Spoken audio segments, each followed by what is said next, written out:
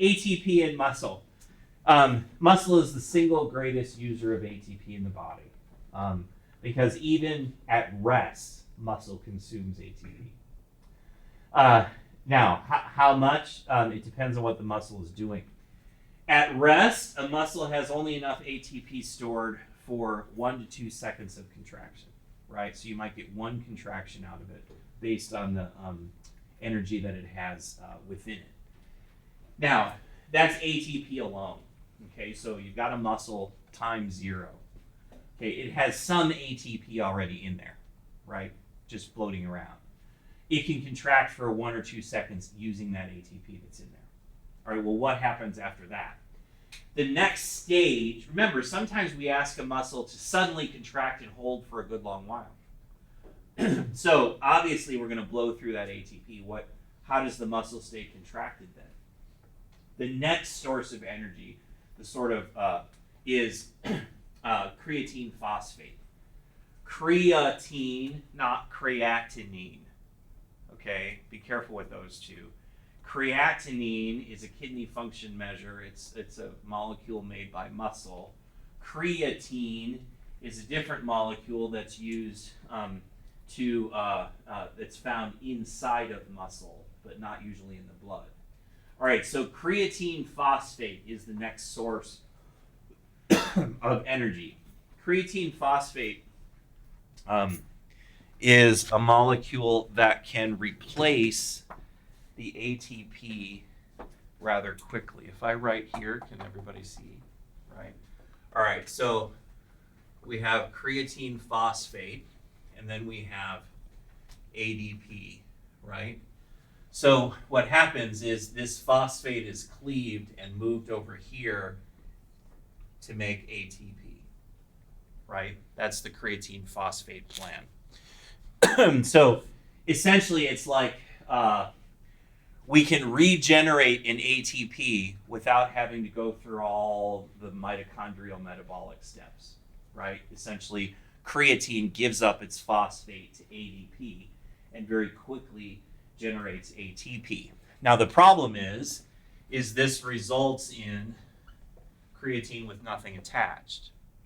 So like a battery, once you've moved all the phosphate, you're empty, right? You can't get any more out of it until you replace it. So first level, ATP already made. Second level, ATP that can be made very quickly by swiping the phosphate off of creatine, all right? Third layer is glycogen. Muscle stores a fair amount of glycogen. Glycogen, remember, is glucose molecules all stuck together. So glucose molecules, you'll remember from biochem, can break down and result in, by glycolysis, remember anaerobic glycolysis, can create a small amount of ATP.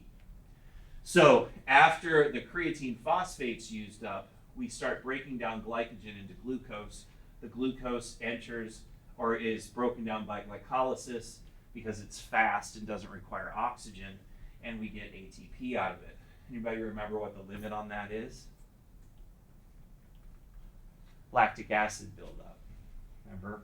So when you have enough glycolysis, anaerobic glycolysis for long enough, you start to build up acid. So at some point that can't continue. All right, so the top three, we haven't really used the blood for anything yet, right? The top three can happen even in a muscle that's starved for oxygen. It just can't happen for very long because none of these steps require oxygen, see? So when we talk about anaerobic versus aerobic muscle metabolism, the top three are your anaerobic processes, okay? If you have to use a muscle in an anaerobic way, these are your sources of ATP. Now, comparatively, this provides maybe 5 to 10% of the energy of what the last one provides. So the last stage is oxidative phosphorylation, oxidative metabolism. This is sort of classic cellular respiration. As long as the muscle has enough oxygen and CO2 is being swept away, then we can use fatty acids preferably to feed the mitochondria, 2 and 3 carbon fragments, and get ATP out. So oxidative metabolism, this is how we can run marathons, right? This is how we can lift a heavy thing. Okay, the top 3 is how we can lift something heavy. The bottom one is how we can run a marathon, bike for, Ironman, that kind of stuff. All right? Because as long as there's adequate oxygen delivery and the body has enough fuel to provide, then the muscle can keep doing its thing for long, long periods of time, right? So oxidative metabolism is the gold mine.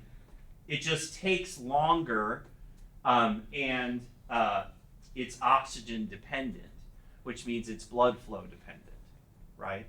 So one of the reasons that when you train for a sport or a activity, one of the things you're doing that you don't know you're doing is you're growing additional blood vessels into your muscles, because the more muscle or the more blood vessels you have, the better your oxygen delivery and the longer that muscle can do its thing. Okay, so the 3 fuel sources plus oxidative metabolism.